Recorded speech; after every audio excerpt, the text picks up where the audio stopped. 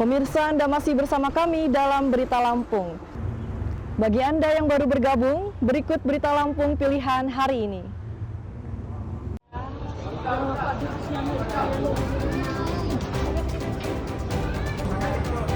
Kondisi pekerja di Tulang Bawang Barat kritis akibat tersengat listrik saat memperbaiki atap toko yang bocor.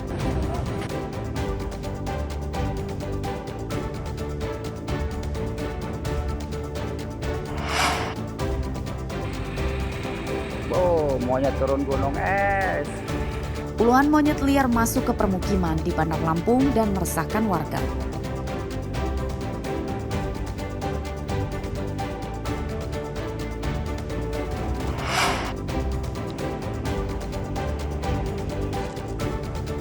Kami ajak Anda melihat tradisi gembala kerbau yang dilepas liarkan di rawa di Tulang Bawang.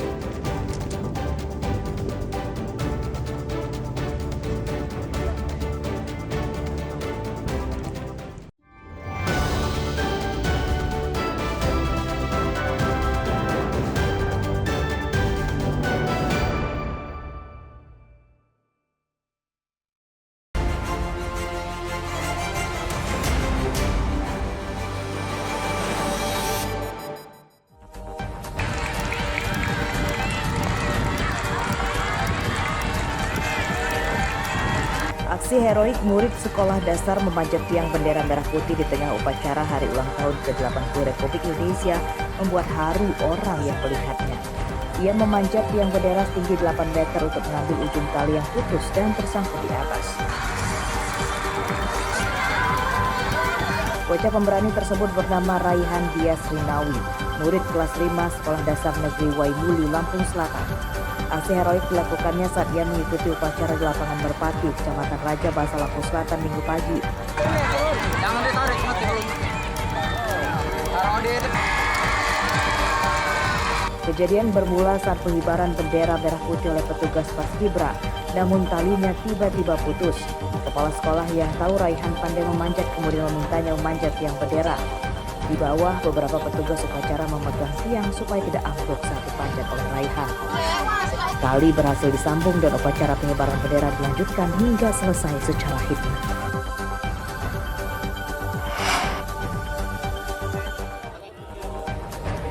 Seorang perempuan warga Deli Serdang, Sumatera Utara, Jumat pagi ditemukan tewas di saluran irigasi Desa Purworejo, Kecamatan Pasir Sakti, Lampung Timur.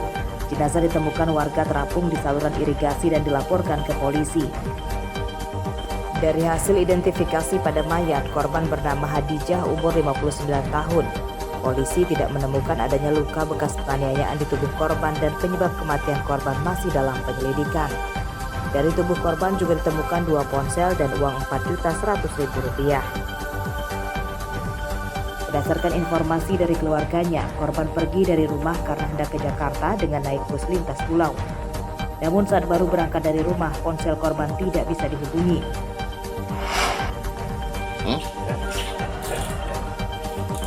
Seorang buronan perampok ditangkap di tempat persembunyiannya di Pasar Sukadada, Lampung Timur, Sabtu dini hari. Tersangka bernama Dani Abdullah ditangkap tanpa melawan. Dari penggeledahan tersangka, polisi menyita barang bukti 1 bilah senjata tajam jenis pisau badik. Menurut polisi, penangkapan tersangka Dani Abdullah merupakan hasil pengembangan ditangkapnya Ferry Isnoni dan Ismet. Mereka terlibat perampokan di 4 lokasi di Lampung Timur. Saat merampok, tersangka mengancam korban menggunakan senjata tajam dan senjata api rakitan. Korban terakhir adalah seorang perempuan warga Sukadana. Dari korban, para pelaku berhasil merampas uang dan 2 ponsel.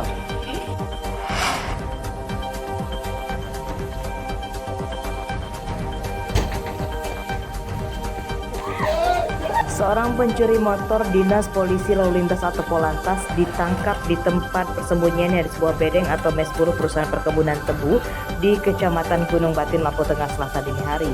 Tersangka bernama Galih Kusriandi, warga Gunung Sugih, Lampung Tengah. Penangkapan tersangka sempat diwarnai isak tangis istrinya.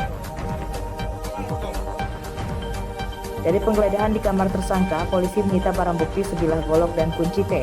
Menurut polisi, tersangka mencuri motor Dinas Polisi Lampung Tengah yang diparkir di halaman rumah korban saat malam hari. Pencurian diketahui saat korban akan memasukkan motornya ke dalam rumah, namun motornya telah hilang.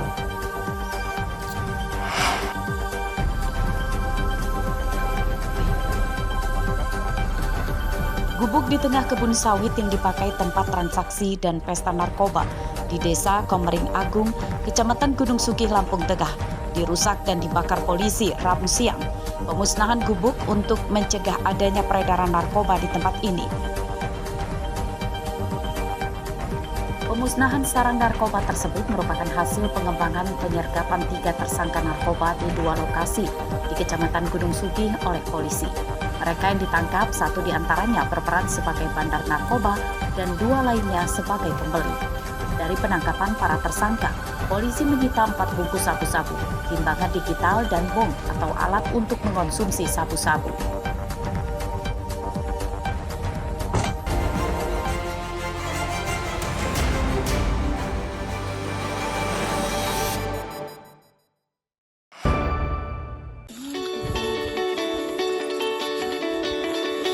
Dunia konservasi hewan dilindungi sedang bergembira, sebab satu lagi anak gajah Sumatera dilahirkan secara normal oleh gajah betina jinak bernama Dita di Rumah Sakit Gajah Taman Nasional Waikambas, Lampung Timur. Dita yang berusia 34 tahun melahirkan bayi gajah jantan dengan berat 67,3 kg pada hari Jumat lalu, tanggal 15 Agustus 2025. Proses persalinan bayi gajah berlangsung lancar dengan diawasi beberapa dokter hewan dan pawang. Menurut petugas, kelahiran bayi gajah ketiga dari induk gajah bernama Dita tersebut jadi kado istimewa Hari Gajah Sedunia pada 12 Agustus dan Hari Kemerdekaan Republik Indonesia ke-80 tahun. Gajah ini ya lahir itu kemarin tanggal 16 Agustus ya. 16 atau 15 Agustus malam ya, sekitar jam 22. Itu kelahiran gajahnya di PLG jenis kelamin jantan. Alhamdulillah sekarang kondisi dan keadaan sehat. Untuk bobot lahirnya sendiri berapa, Pak? Bobot lahir yang dari dokter ya itu sekitar 63 kilo ya. 67 kilo. 67,3 kilo. Kondisinya ya sehat itu.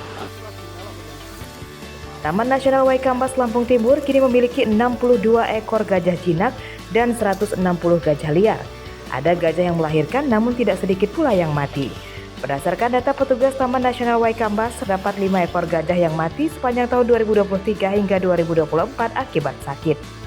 Asep Sepullah melaporkan dari Lampung Timur.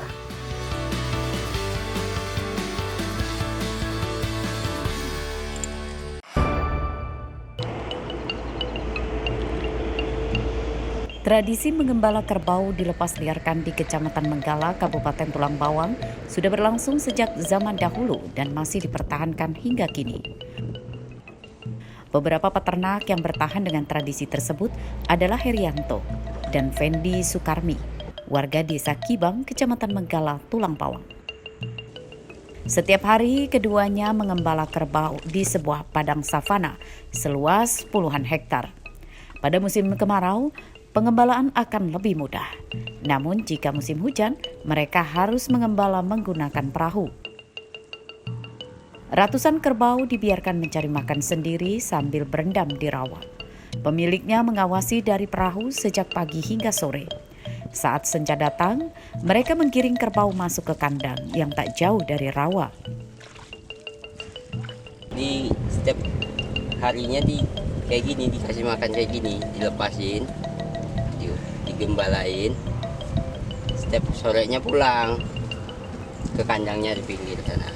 Biasanya kalau air banjir ini paling lambatnya 4 bulan banjirnya. Kalau selesai itu udah lepas lagi kebunnya kalau udah kemarau. Kita sekali gembala ini orang berapa sih? Kita orang 2, kakak adik aja. Selain dijual ke Belantik, kerbau juga sering dibeli warga untuk kebutuhan pesta adat Lampung. Memang udah biasa di sini, udah dari zaman nenek moyang dulu memang seperti inilah cara meliharanya. Manfaat kerbau sendiri seperti apa sih, Om? Ya manfaatnya ya yang jelas ya untuk pribadi dan juga ya kalau dia ada lebihnya bisa dijual gitu. Ada nggak tradisi mungkin pesta yang menggunakan daging kerbau? Ya mayoritas seperti itu. Kalau orang asli orang Menggala ya seperti itu. Mayoritasnya seperti itu. Apalagi kalau udah acara adat gitu kan, pembuangan segala macam itu melalui kebo ya. Menggunakan menggunakan kerbau ya. Iya. Tradisi gembala kerbau dilepas liarkan lebih menguntungkan karena pemiliknya tidak perlu memberi pakan. Namun risiko yang harus diwaspadai adalah kerbau rawan hilang dicuri atau kesasar akibat terpisah dengan rombongannya. Mustaqi melaporkan dari Tulang Pawang.